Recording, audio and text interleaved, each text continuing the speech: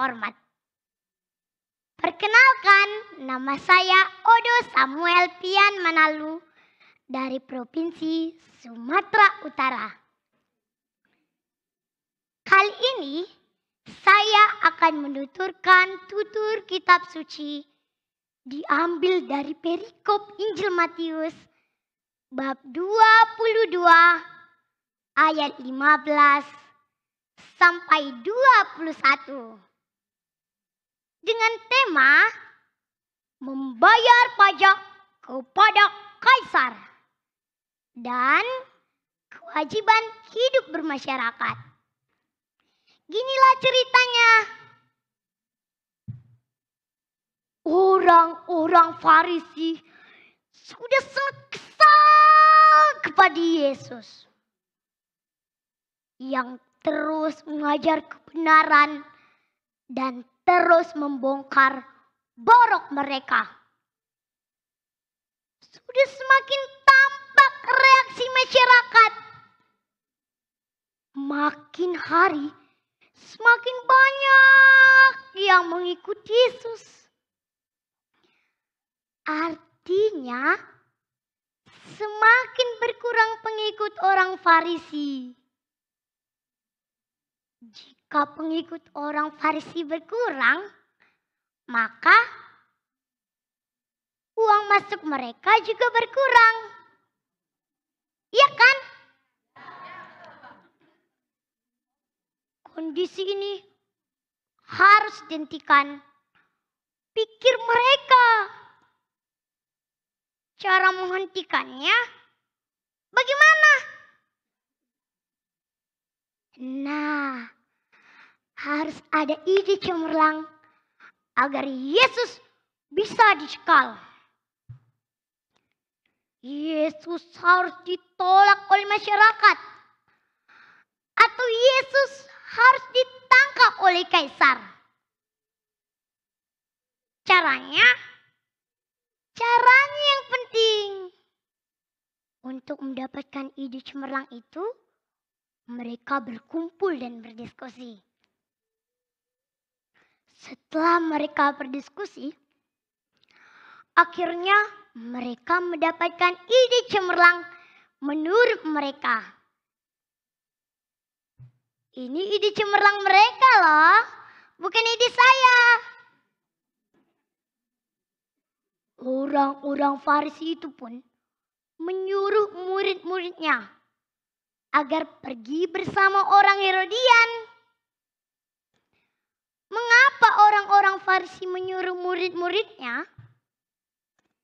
Tujuannya agar terkesan yang bertanya itu masyarakat biasa. Lalu, mengapa bersama orang Herodian? Karena orang Herodian adalah orang yang setia pada dinasti Herodes. Jadi, jika sudah masuk jebakan mereka, ada orang Herodian yang bersaksi kepada Herodes. Pinter kan kawan-kawan? Pinter belicik.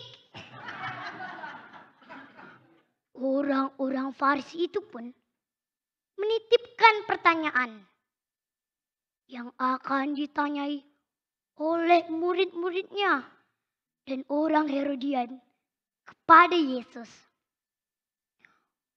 Murid-murid mereka ini tentu harus dilatih dahulu cara bertanya pada Yesus. Soalnya yang mau ditanya itu Yesus, bukan kaleng-kaleng. Setelah mereka dilatih, pergilah mereka menghadap Yesus. Setelah menghadap Yesus, mulailah aksi dijalankan. Guru, kami tahu engkau adalah seorang yang jujur. Dengan jujur mengajar jalan Allah. Engkau tidak takut kepada siapa sebab engkau tidak mencari muka. Di tahap awal ini, mereka memuji Yesus.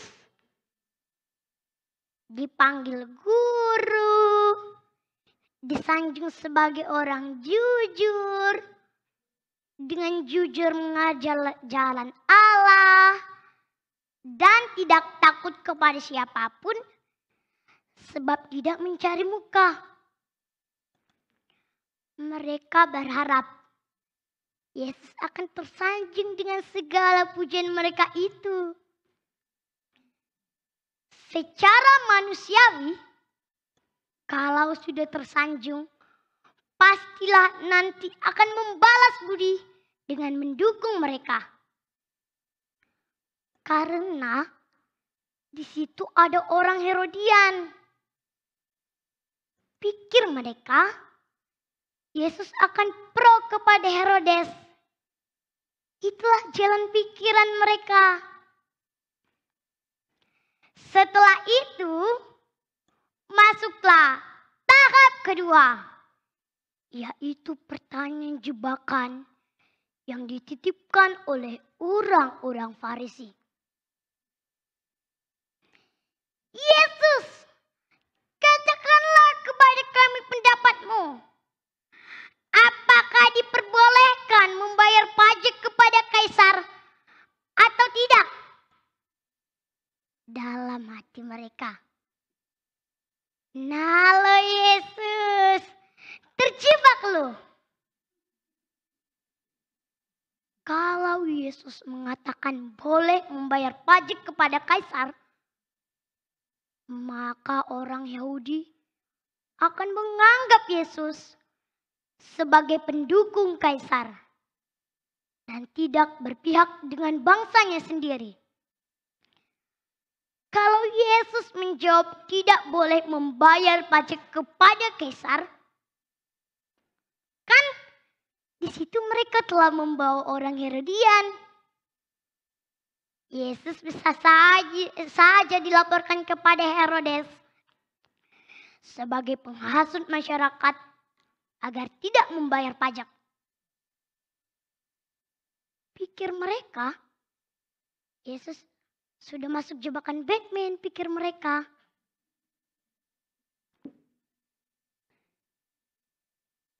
Tetapi ternyata di luar harapan mereka. Yesus tahu kejahatan hati mereka dan berkata, "Mengapa engkau mencobai aku, hai orang-orang munafik?" Mendengar perkataan Yesus ini, tentu hati mereka mulai ciut karena ketahuan rencana busuk mereka itu.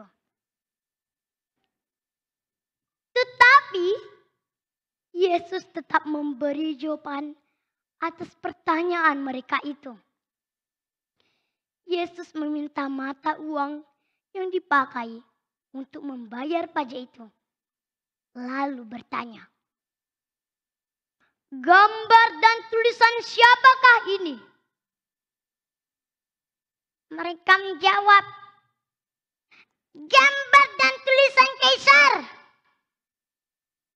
Lalu kata Yesus, "Berilah kepada kaisar apa yang menjadi hak kaisar, dan kepada Allah apa yang menjadi hak Allah." Yesus tidak menjawab seperti harapan mereka itu.